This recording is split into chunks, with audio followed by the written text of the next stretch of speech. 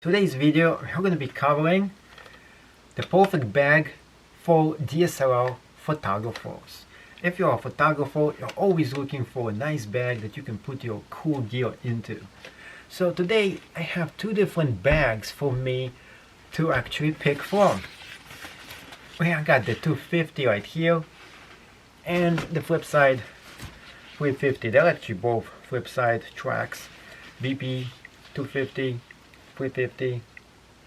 So which is the right one for you? And there's no way for you to know unless you actually have them side by side. So the 250 is definitely super lightweight.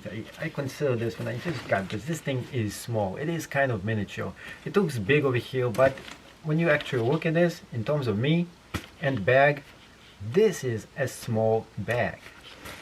That being said, this one is kind of too big. There is nothing in the middle. It's like too big or too small. This one looks big, but yet it gives you a lot of bag. So for just 20 bucks more, 120, you get this. For $99, you get this cute small bag. It's cute looking, but is it good? Let's find out. So this one right here, what it has on the top, open this up, get the following. It gives you the location where you can put your lunch bag right inside, or anything else for that matter. I like that inside here you can actually remove this compartment and it's going to give you access to the bottom compartment. What I mean by bottom compartment is this right here. This is the bag. It gives you the most protection and you can put all your gear right into here.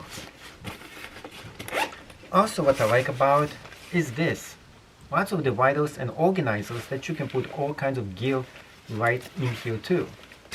But the good thing about this is that you can take each and every one of those out and you can fit your DSLR camera right inside here. Unfortunately, if you're sporting a full frame DSLR with 70 to 300mm lens, this is no good. It's definitely not gonna fit this in. It might really squeeze it inside here, especially if you lift the top part, but then you're really not doing yourself a favor. This is not the bag for that. It is not good for that. This is good for people on the go. It is good for small mirrorless cameras. It's good for stuff like that, for hiking, and if you don't need to take a big DSLR camera. So the 250 is not good for that large camera. Let's go ahead and measure this up. See what is the size of this thing. So over here we got about 9 to 10 inches across, and from the top 17 inches. Ouch. Those things are dangerous. Now, what I also like about this bag is the following. It sports a lot of those things that right here, you can see it right now. You can take them out, open and close them on different sides of it. Over here too. It makes this look rugged and really high-tech looking. On the front side, it has a backpack that you can open right here. Right there. And right here, what you can put in here, you can actually put your tablet right inside here. You can also put your cell phone in here as well. But the only unfortunate thing about this, it's right in the front axis. So if you're doing backpacking or you're going in New York City, walking around with something like this, somebody who goes and pickpockets pockets, can go in here and steal all your merchandise. This is why this was designed for. So nobody can actually grab your stuff while you're holding this in your back. But so this is not too great for your iPod, and you can't store it anywhere else. There is no side pockets over here that you can use this for. But the good news can actually put water in here on both sides. Let's go ahead and examine this second one. I have on top of me the 250, which is the mini version, and the big one, the 350. Both of those seems to be really good, but when it comes to putting them on your back, which one is the right one for you? So let's go ahead and put both of them on and check it out. So the 250, what I like about this is how super lightweight this actually is. So if you're going camping, you're going to places, you put this on and you feel right at home. The good thing about this, right in the back, you can see it looks good too. It actually is not too oversized and it is super comfortable. It also goes off pretty easily. A few other things about the 250 over here. If you need quick access to your gear, this is not the right bag for you. On the other hand, if you need a secure place for all your equipment, this is exactly what you need. Because you're opening up it from the bottom, you have all your gear protected right here, and nobody can just grab it when you put this right on your back, just like that. So you're going to be walking in a mall, in a store, in different places. You can see how exposed the back is to any pickpocketer or anybody else who wants to grab and steal your stuff, especially if you're a photographer. A photographer such as me, when I go to places, take pictures, and even if you're doing like wedding photography or stuff like that, you need a bag with you with all your important gear, lenses, all the stuff right on you at all times. You don't want to actually put this on the table so somebody will help themselves to all your equipment. So this one is good for keeping all your stuff in here. And the great thing about this, right inside there is a compartment right here that you can put a lot of your cool and very important stuff in here, and people will not be able to grab this. This is really good to keep the thieves out of your equipment. The big one is huge. It is really big. I'm putting this on. You see, don't I messed up my hoodie. It's definitely not hoodie friendly. Tell that to Mark Zuckerberg, who loves hoodies. Now this one does have a strap. One strap right here, and guess what? This is a double strap right there. This is something the first one, the small one, doesn't have, is the double strap lace system. Ugh. I think I'm getting fat here. So this one right there, as you can see, it's good. You know, I do have to adjust this one, and it straps everything very securely. So if you're going hiking and you need like a big, huge bag, yeah, this is the right thing for you to get.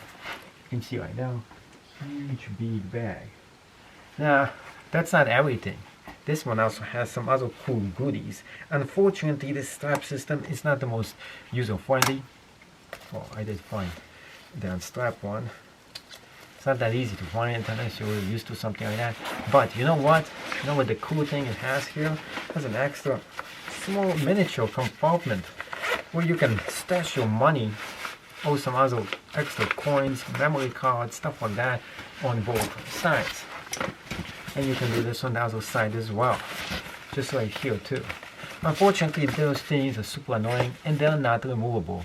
Boo. That being said, there's even this, look at that. You can even put like extra lace systems over here too. And it has the grabber right here. So this one is big, the 350 is huge.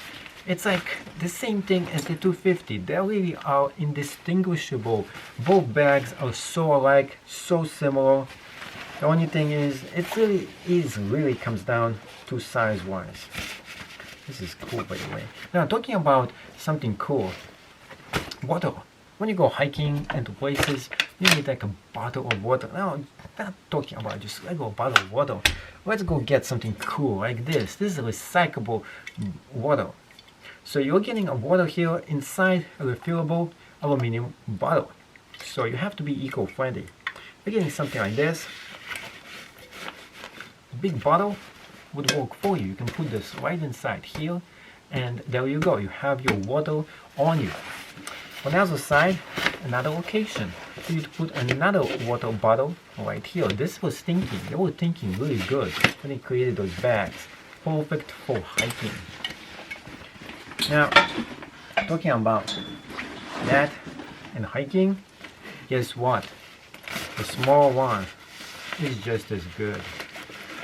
You can go hiking with this one as well.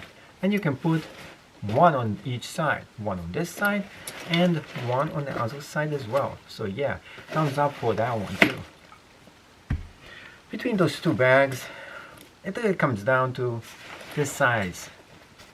And I'm still thinking that the small one is really the right size for most people. It does have very good features. The material is soft and nice. It is the material that you want your gear to actually have. Now, talking about that, what happens if it rains? Well, all the way at the top, we have a secret compartment. Opens up, and we can just go and put this all over the place. So if it rains, all your equipment is super extremely safe. And it takes only a few seconds for you to go ahead and use it. That's how fast it really is. So now, and I have seen videos of people testing this out. This stuff is waterproof and it keeps all your equipment safe from anybody or from any rain. And you can easily just put this right back in. And it takes a few seconds as well. False alarm, no rain. So what kind of stuff the Flipside Trek 350 can actually fit in here? Let's go ahead and find out. On the first place is a water bottle you can take out and use in case you need to. Both sides feature the following straps with ability to put a tripod over here. Talking about tripods, on the other side we have a tripod attached over here. It is kind of hard for you to get it out of here. It is super secure over here, which is good. But if you need to get this out, all you have to do is to press this button right here and it easily gets out. Next thing that we have here is the following. On the top side, you strap it down, open this up, we have $100 bill tip right there. And we also have an iPad over here as well. So that is good for the front side. Moving on the top side you can put your lunch bag, you can put all kinds of things, and you can even put Bigfoot stuffed animal right inside as well. On the other side, opening this up, you open this part right here, and we can see all kinds of goodies that you can actually fit right in here, including we can fit a small mirrorless camera. Another thing that we can fit here is the following: binoculars. We can fit here a memory card too, and we also have some hand cream. And we also have some hand cream over here, and we have, guess what, an old vintage cell phone. So overall, this is a very good bag.